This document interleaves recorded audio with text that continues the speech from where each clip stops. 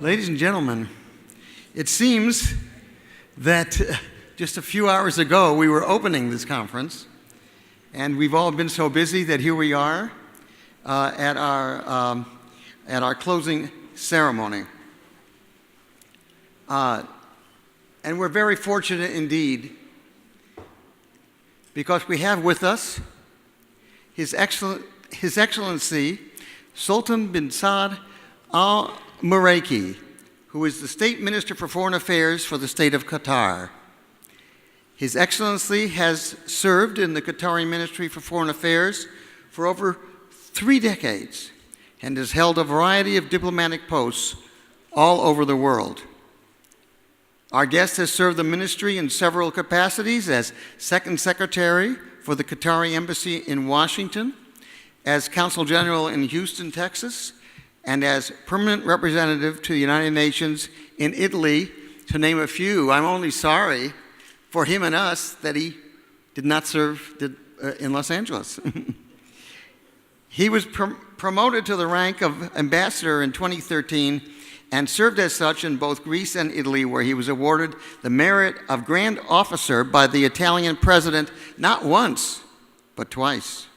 That's quite remarkable, actually. His Excellency has contributed to numerous diplomatic conferences around the globe, and we are extremely honored to have him with us today to contribute to our conference. His Excellency Sultan bin Saad Al Muraiki.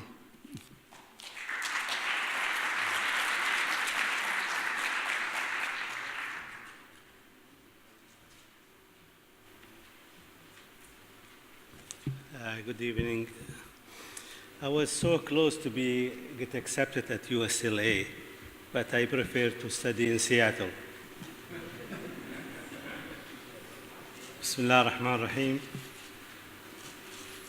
أصحاب السعادة، السيدات والسادة، الضيوف الكرام، أود في البداية أن أعبر لكم عن بالغ سروري بلقائكم في الدوحة، وأنتهز هذه الفرصة لأشكر البروفيسور ستيفن سبيغلز وفريق عمل مركز تنمية الشرق الأوسط بجامعة كاليفورنيا لوس أنجلوس على جهودهم المقدرة وإسهاماتهم الفاعلة في تنظيم هذا الملتقى الهام، وهو في نسخته 12 بالتعاون مع اللجنة الدائمة لتنظيم المؤتمرات بوزارة الخارجية القطرية. السيدات والسادة، إن المؤتمر ومنذ إنشائه عام 2006 ظل يعنى بالجانب الاقتصادي بمنطقة الشرق الأوسط وآسيا، وبوضع التصورات والحلول ومبادرات لاقتصاديات المنطقة وتطورات الأمور المتعلقة بها في المستقبل. ويعقد هذا العام في ظرف استثنائي تمر به دولة قطر، وهو الحصار الجائر المفروض عليها. الضيوف الكرام، لقد ناقش المؤتمر خلال جلساته الثمان في هذه الدورة العديد من القضايا الاقتصادية والسياسية الهامة، ومنها الرئيس ترامب في منطقة الشرق الأوسط، هل العالم يتجه نحو العولمة أو القومية وآثار ذلك على الاقتصاد؟ ما الذي تعنيه العلاقات الأمريكية الأوروبية الجديدة لمنطقة الشرق الأوسط؟ الآثار الاجتماعية والاقتصادية والسياسية للهجرة على الدول المضيفة؟ هل بإمكان أرباب العمل حل مشكلة اللجوء والهجرة؟ أثر التطرف العنيف على الاقتصاد العالمي؟ دور الشباب في إعادة بناء الشرق الأوسط؟ تركيا الجديدة في الشرق الأوسط؟ إلى آخره. وأود أن أشيد بجلسات المؤتمر ومديري الجلسات والمتحدثين الأفاضل، وأتمنى أن نكون جميعنا قد استفدنا من الأفكار والرؤى النيرة التي طرحت خلال جلسات المؤتمر، التي تؤمن لنا تحقيق النماء والازدهار والاستقرار في المنطقة والتطلع إلى مستقبل أفضل لدولنا. الحضور الكرام، في الختام لا يسعني إلا أن أكرر شكري وتقديري للمتحدثين ولمديري الجلسات ولكل من ساهم بورقة عمل أو مداخلة، ولضيوفنا الكرام على إثرائهم لمداولات المؤتمر، راجياً أن يكون المؤتمر قد حقق النجاح المنشود، وتمنياتي لكم جميعاً بالتوفيق والسداد وعودة حميداً إن شاء الله. والسلام عليكم ورحمة الله وبركاته.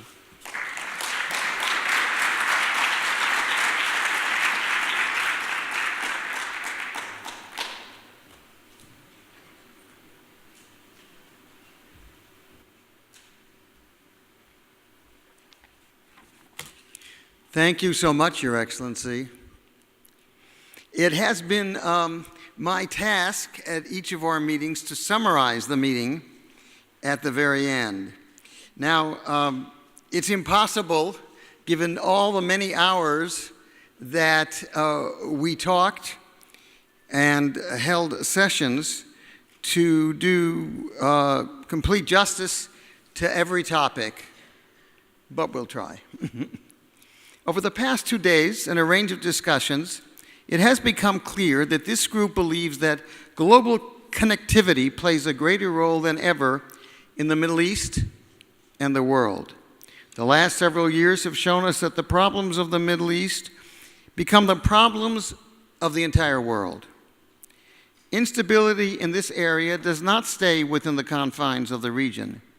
It spills out in the form of refugees, violent extremism, energy insecurity, financial instability, and cyber warfare, each bringing its own economic, social, and political implications. Instability and weak governance lead to the destruction of physical and social infrastructure, lack of energy security, and poor resource management. These seemingly local problems affect trade, resources, and economies worldwide.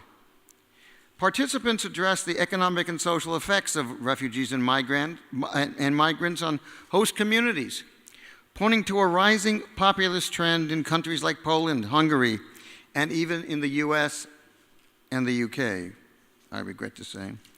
It creates challenges and the economic burden of accepting large numbers of people who do not possess the skills required to fulfill labor market needs, as is the case in Germany.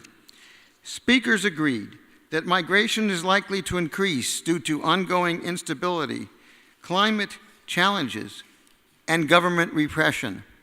But the migrants can also provide an economic benefit to host countries if they are provided with training, education, and opportunities.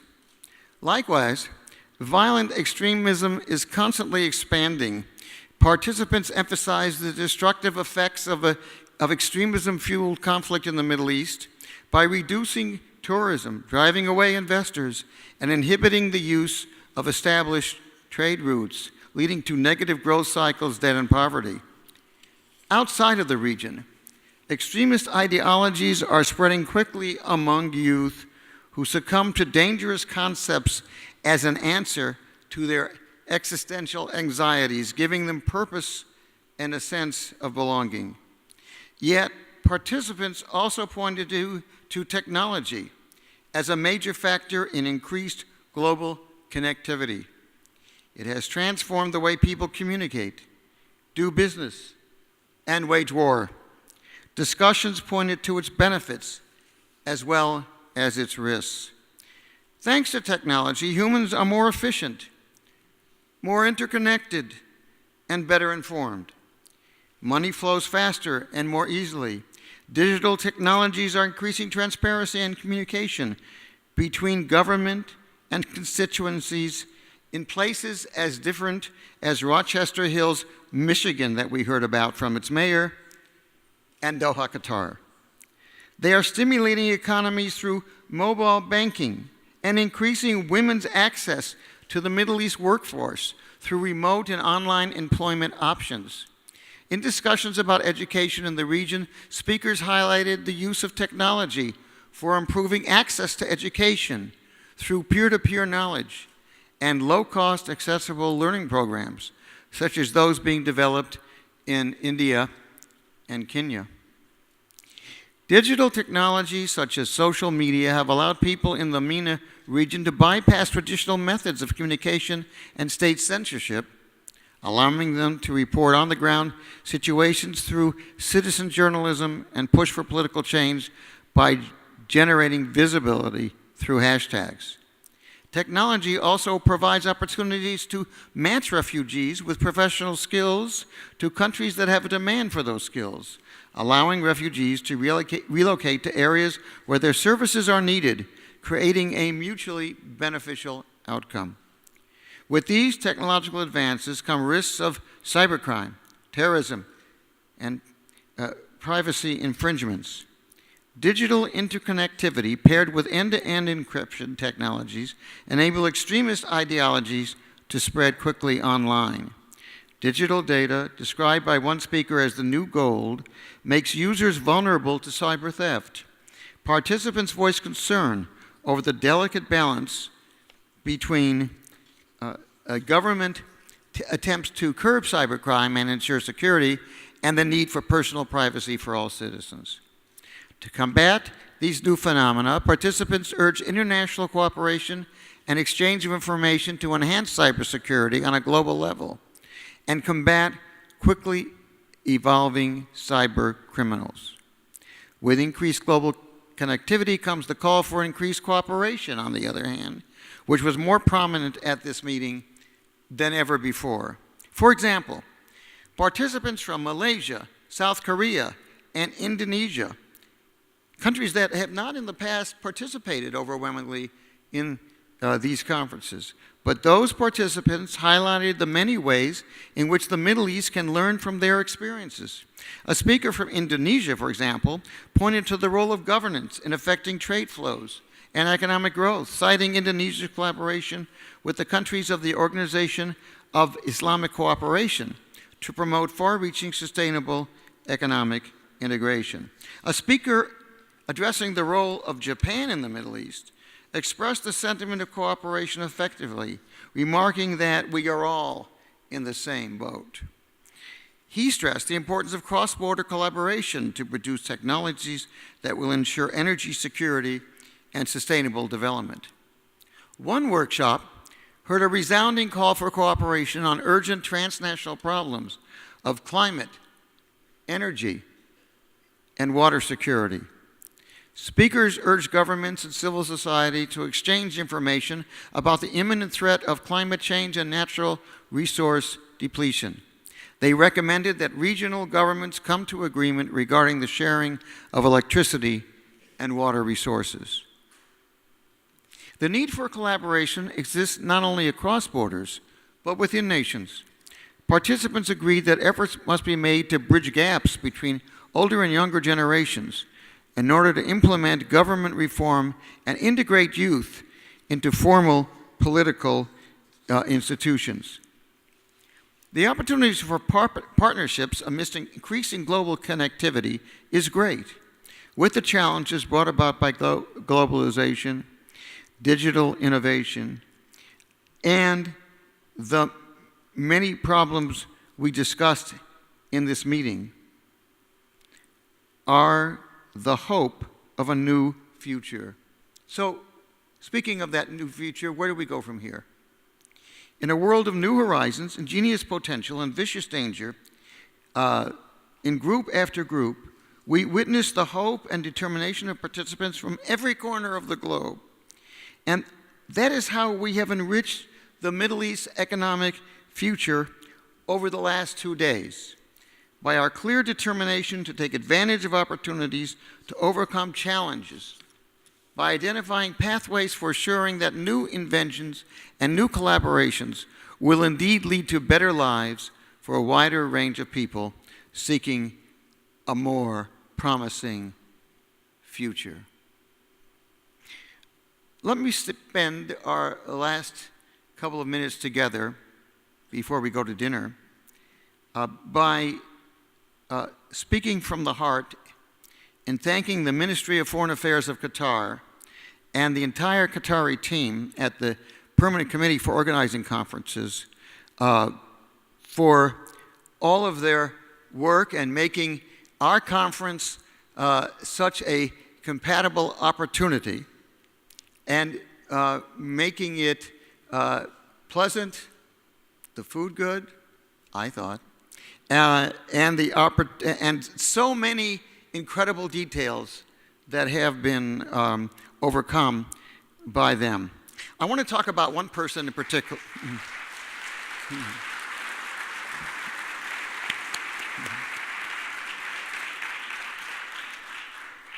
I want to talk about one person in particular, Abdullah Fakhru, my close friend and mentor, who over the last 12 years has almost, I hope he won't be insulted, has almost become like a brother to me. We worked together And he makes the experience, I would say, almost pleasant, because there are so many complexities in bringing about these conferences. I really love Abdullah Fakhru. I want to recognize him and thank him for all the work that he does throughout the year.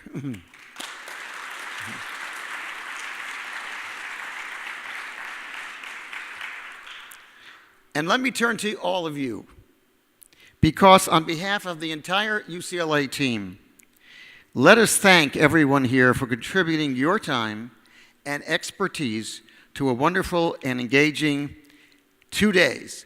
I hope you found it as useful as we did, and so I say from the UCLA team, a salute to all of you.